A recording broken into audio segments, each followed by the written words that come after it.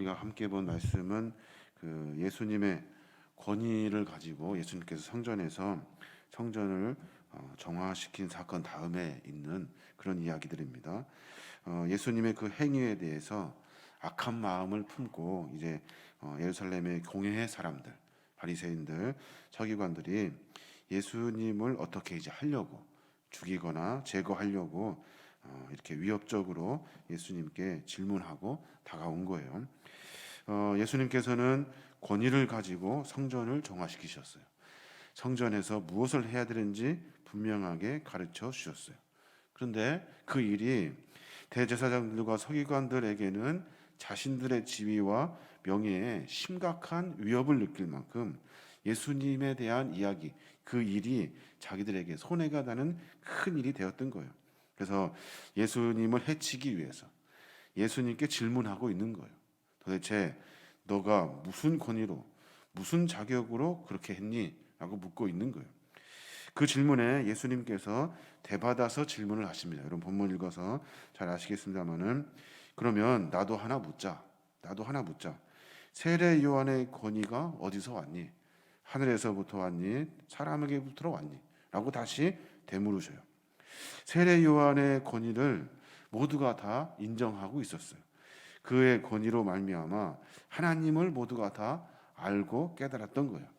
그 세례 요한의 그 하나님에 대한 권위를 종교 지도자들이 무시하면 다른 많은 사람들이, 세례 요한에 대한 권위를 인정하는 사람들이 자기를 죽일까 염려하여서 그 대답을 피해 버립니다. 그러니까 하나님의 말씀을 전하는 수많은 믿음의 선지자들을 그들이 인정하고 있었고, 나 역시 선지자이고 그리고 예수 그리스도 메시아로 오신 구약에 예언되어 있는 메시아인데 너희들 왜 인정을 하지 않니? 라고 말하고 계신 거예요. 그 권위에 대해서 주님이 분명하게 이야기하고 있는 겁니다. 오늘 저희 본문을 보면서 그런 생각이 듭니다. 종교 지도자들이 그 답변을 좀 잘했으면 어쩌면 그들도 이번 기회에, 그러니까 어쩌면 십자가에 달리시기 전에 주님이 그들에게 마지막 기회를 주신 것인데 그들이 그것을 그냥 다 치부해버려요. 발로 차버리는 것 같아요. 오늘 예수님의 그 권위에 대한 질문을 보았을 때 하나님의 아들이시요 의로우신 예수님께서는 종교 지도자들 스스로 예수님의 권위와 의로움을 인정해 주어야 하는데 그것을 인정하지 않더라는 거예요. 왜 그렇습니까? 자기의 지위와 명예, 이 명예를 잃어버릴까 봐, 내 삶의 어떤 부나 가지고 있는 권위나 이런 것들이 손상이 입을까 봐 정말 진리이신 예수 그리스도를 받아들이지 못한다는 거예요. 근데 중요한 것은 억울한 일을 당하고 말도 안 되는 일이 있지만, 하지만 결론적으로는 하나님께서는 그 일을 진실로 만들어 내신다는 거예요. 사람들을 속이고 그리고 음해하는 마음으로 다른 사람들을 대하는 일들, 오늘 종교 지도자들처럼 저 사람을 내가 죽여야겠다 생각하고 질문하고 말했거든요. 그러면서 서로 대화가 오고 가면서 서로 감추어진 이야기들을 지금 하고 있는 거예요. 예수님은 그들의 잘못된 것들을 지적하고 계시고, 바리새인과 서기관들, 종교 지도자들은 예수를 죽일 생각으로 질문하고 서로 말하고 있는 거예요. 이런 일들을 봤을 때 우리가 삶의 여러 가지 일들, 억울한 일 당하고 말도 안 되는 일이 있지만 이 모든 일들은 궁극적으로 진리로 가까이 다가가게 되는 거예요. 진리가 결국은 나타나게 되는 겁니다. 종교 지도자들의 그 악의적인 질문에 주님은 대답하지 않으셔요. 왜 대답하지 않으셨을까요? 왜? 그래, 너희들 평생 고민해봐라 라고 하시면서 그냥 내버려 두신 것이 아니라 그들이 진리를 알 수 있는 기회를 주님이 빼앗으신 거예요. 박탈한 거예요. 주님이 말씀하시고 질문하실 때 주님은 대답하지 않으신 적이 없어요. 수많은 비유를 통해서 말씀하실 때 그것이 무엇입니까? 라고 물으면 주님께서는 그것을 이해할 수 있도록 또다시 설명해 주셨어요. 근데 바리새인과 서기관들은 그 질문에 주님은 대답하지 않으셔요. 나도 말하지 않겠다. 나도 너희들에게 알려주지 않겠다. 이 말은 돌이키지 않고 회개하지 않는 종교 지도자의 아주 못된 그 습성들, 결국에는 하나님의 심판을 받게 될 그런 일들을 주님께서 하고 계시는 거예요. 진리를 깨달을 수 있는 기회를 주님께서 빼앗아 버린 거예요. 이런 일들을 봤을 때 우리의 삶의 모습을 분명히 점검해 봐야 하는 거예요. 종교 지도자들처럼 내가 가지고 싶은 것, 내가 누리고 싶은 것들 때문에 다른 사람들을 음해하고 다른 사람들을 올무에 걸려가지고 넘어지게 하려고 하는 많은 일들 우리 안에 있어요. 근데 그 일들을 우리가 다 꺾어내고 우리가 진리에 순종하며 살아갈 수 있는 신앙의 삶의 모습이 우리 안에 있어야 하는 거예요. 그러니까 매번 사람을 대할 때마다 진실을 대하고 감추어진 언어를 사용하지 아니하고 매번 삶 가운데 진실함으로 삶을 대할 때 우리는 하나님의 진리를 만나게 되는 거예요. 오늘 예수님은 바리새인과 서기관들 그 뒤에 감추어진 이야기들을 가지고 겉으로는 아닌 척하면서 이야기하는 그런 사람들을 질타하시면서 그들이 알 수 있는 진리의 기회를 빼앗으셔서 심판의 자리로 몰고 가고 계시는 거예요. 오늘 뒤에 보면은 농부의 비유가 또 나옵니다.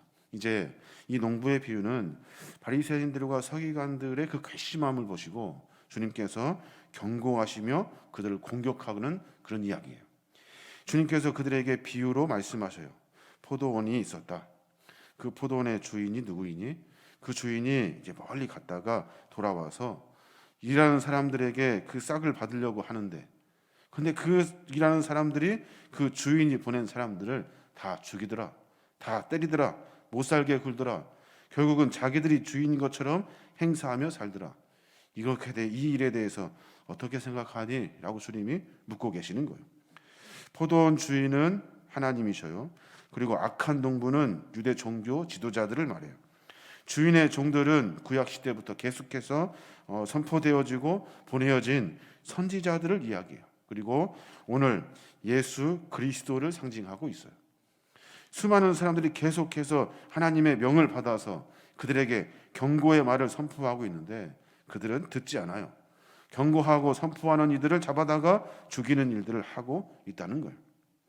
농부들의 이 악한 모습을 보시고 주님이 심판의 날이 가까워 오고 있다는 사실을 분명하게 이야기해주고 있는 거예요. 우리의 삶의 모습 가운데 하나님의 거룩한 말씀, 하나님의 진리, 하나님이 우리에게 하시고자 하시는 수많은 메시지들이 있어요. 그 메시지를 우리가 그냥 하찮게 여기고 그리고 그렇게 이야기하는 사람들, 어쩌면 내가 불편하니까 내 삶의 모습을 고쳐야 되는 내 불편함을 이기지 못하여서 그런 것을 듣지 않으려고 하는 우리 신앙의 모습이 분명히 있어요. 하나님은 우리에게 어떤 방법이든지 간에 우리에게 분명히 메시지를 주셔요. 그 메시지에 순응하여 알고 깨달을 때 그때 심판을 면할 수 있게 되는 거예요. 이제 주인이 그 포도원에 일하는 사람들, 자기 아들까지도 죽인 그 포도원에 일하는 사람들을 심판하시겠다고 결단하신 거예요. 이제 오셔서 예루살렘 종교 지도자들, 이스라엘 그 땅을 완전히 멸망의 땅으로 만들어 버리시겠다고 주님 말씀하고 계셔요. 그 한 예로 그 일이 불순종한 유대인들이 AD 70년대에 1차로 하나님의 진노의 심판을 받아요. 로마 병사들에 의해서 처참하게 무너지는 그런 일들을 또 겪게 되는 거예요. 이스라엘 백성들은 계속해서 그런 역사를 반복하고 있어요. 하나님을 배반하고 배신하고 돌이킬 수 있는 기회를 다 차버리고 자기들 멋대로 살다가 결국에는 하나님의 심판을 매번 만나며 삶의 고난한 삶을 살고 있는 거예요. 우리의 삶의 모습을 좀 점검해 봤으면 좋겠어요. 우리에게 하나님이 분명히 기회를 주신다고요. 그 기회를 우리가 순응하는 마음으로 삶의 모습을 점검하고 깨달을 수 있을 때 그때 우리는 하나님의 심판을 면할 수 있게 되는 거예요. 신앙의 삶의 모습은 분명히 하나님의 말씀을 깨닫고 그 말씀을 돌이켜서 다시 하나님과 관계 맺는 삶의 모습으로 신앙의 삶은 만들어 가야 하는 거예요. 그래야 우리가 하나님 안에서 함께 하나님과 교제하며 살아갈 수 있게 되는 거예요. 오늘 마지막에 말씀해 보니까 모퉁이의 머릿돌이라고 이야기하셔요. 모퉁이의 머릿돌. 하찮게 여기는 돌. 아무것도 아니라는 메시지, 그리고 아주 다른 사람들이 다 싫어하고 불편하는 그 짱돌 같은 아무것도 아닌 돌이 어떤 큰 건물을 세우는 주춧돌이 된대요. 머릿돌이 된대요. 그것처럼 우리가 하나님의 귀한 말씀 한 말씀 한 말씀을 소중하게 여기고 그 말씀을 삶의 모습으로 바꾸어내는 우리의 삶의 결단의 말씀으로 받아 새로운 삶을 다시 세워내야 하는 거예요. 말씀이신 예수 그리스도, 우리의 삶의 모퉁돌이 되신 주님의 거룩한 말씀에 순복하며 삶을 점검해내어야 하는 겁니다.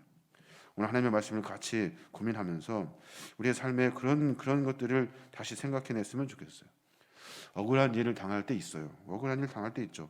말도 안 되는 일들이 있어요.